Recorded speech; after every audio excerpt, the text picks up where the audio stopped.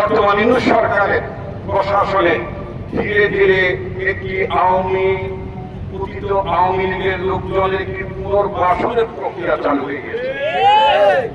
আমার নেত্রীর বিরুদ্ধে বিচারের নামে অবিচার করেছেন, আমার সাথে অবিচার করেছেন। জেলা বাহিনীর একজন ব্যবসায়ী বলেছেন যে এই সমস্ত পতিত আন্দোলনের মধ্যে সুশ্রুরি আছে, সেই সুশ্রুরি কারা দিচ্ছে?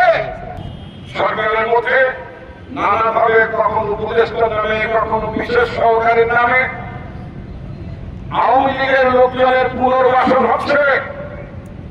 যারা শেখ হাসিনার সহযোগী ছিলেন, দুর্নীতির সহযোগী ছিলেন, যারা গণতান্ত্রিক প্রক্রিয়ার বিরুদ্ধে অবস্থান নিয়েছেন এবং শেখ হাসিনাকে নানাভাবে উৎসাহিত করেছেন, তারা সেই পদক্ষেপ নিয়ে তারা উৎসাহিত করেছেন এবং দেশ বলে যারা তাকে হাতে দাঁড়িয়েছেন, সেই সমস্ত লোকজনকে আমরা ক্রমেই দেখতে পাচ্ছি তারা ইউনূস সরকারের প্রশাসনে যুক্ত হয়ে যাচ্ছেন।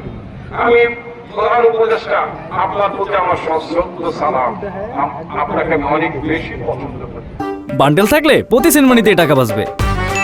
বিকাশ সেনমানি বান্ডেল কিনে জিতুন প্রতি লেনদেনে। আমাদের দেশের মানুষ পছন্দ করে, আপনি আমাদের দেশের গৌরবের প্রতীক।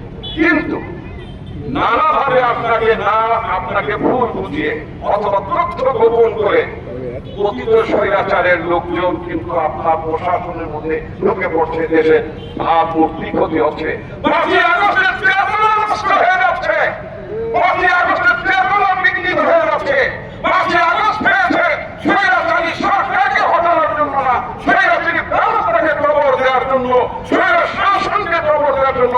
ভবিষ্যতে যাতে কোনো সরকার, ভবিষ্যতে যাতে কোনো ব্যবস্থা যাতে স্বৈরাচারী পদক্ষেপ নিতে না পারে, তার জন্য আপনার 5ই আগস্টের অভ্যুত্থান ঘটেছে।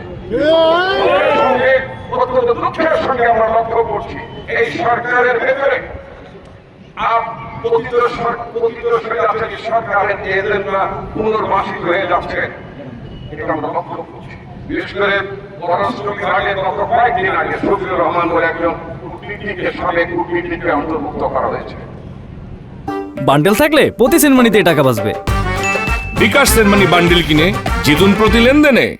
অত্যন্ত দুঃখের কথা, প্রফেসর মোহাম্মদ ইউনূস, আপনার প্রতি আমাদের অনুরোধ থাকলে, আহ্বান থাকলে অনতিবিলম্বে আপনার সরকারে যারা আছেন তাদেরকে আওয়ামী লীগের অনুগত, শেখ হাসিনা অনুগত, যারা শেখ হাসিনার সাথে তালিয়া বাজাতেন, এই তালিয়াবাদী পার্টিকে আপনার পাশ থেকে সরিয়ে দিতে হবে। তা না হলে কিন্তু অবশ্যই আমরা এখন দুটো একটা নাম বললাম, এরপরে কিন্তু আরো বেশি বেশি নাম বলবো। জানি প্রশাসনে, পুলিশে, প্রশাসনে, বিচার বিভাগে নানা জায়গায় পতিত স্বৈরাচারের এজেন্টরা লুকিয়ে আছে। হাইকোর্টে একজন বিচারপতি আছেন ইমরুল কায়েস, আমার নেত্রীর বিরুদ্ধে বিচারের নামে অবিচার করেছেন, আমার সাথে অবিচার করেছেন। এই সমস্ত নৌকা মার্কার বিচারপতিগুলোকে কিন্তু হাইকোর্ট থেকে সরিয়ে দিতে হবে। ক্লিয়ার কাট কথাবার্তা আমরা এখনো দেখতে পাই।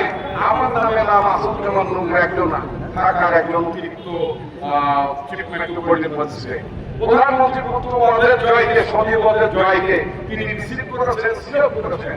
আদালতে আমি প্রশ্ন তুলেছিলাম, কারণ আমার বিরুদ্ধে অনেক মামলা। মাননীয় আদালত আপনারা কি আমাকে সিলেক্ট করেন বা রিসিভ করেন? আইনের চোখে তো আমি একজন বিচার প্রার্থী। কিন্তু এই হাসিনার আমল আমরা দেখেছি কিভাবে বিচারকরা শেখ হাসিনার পুত্রকে আদালতে রিসিভ করতেন এবং সিলেক্ট করতেন, সেই বিচারক পর্যন্ত এখন পর্যন্ত আছে। সুতরাং এই সরকারকে আমরা মাত্র এই মাসটি সময় দিতে চাই। প্রশাসনের মধ্যে, বিচার বিভাগে, পুলিশে, নানা জায়গায় যারা ঘাটতি মেরে আছে, চিহ্নিত এবং অচিহ্নিত, তাদেরকে চিহ্নিত করে তাদেরকে দ্রুত তাদেরকে বিদায় করেন, তা হলে তারা সরকারকে অস্থিতিশীল করবে। মাঝে মধ্যে ঢাকায় আন্দোলনের নামে কথিত ঘটনা ঘটে, সেনাবাহিনী একজন ব্যবসায়ী বলেছেন যে এই সমস্ত কথিত আন্দোলনের মধ্যে সুশ্রুরি আছে, সেই সুশ্রুরি কারা দিচ্ছে? এই কথিত আন্দোলনের পেছনে সুর করে দিচ্ছে পতিত স্বৈরাচারের নেতা, কারণ তাদের কাছে অনেক কালো টাকা রয়েছে। সরকারকে তারা ব্যতিব্যস্ত করবে, আপনার সরকারকে তারা বিব্রত করবে। বাংলাদেশে ভবিষ্যৎ গণতান্ত্রিক প্রক্রিয়ায় যে পথে আমরা এগোচ্ছি, সে পথকে তারা বাধাগ্রস্ত করার তারা চেষ্টা করছে, সেদিকে আমরা যেতে পারি না।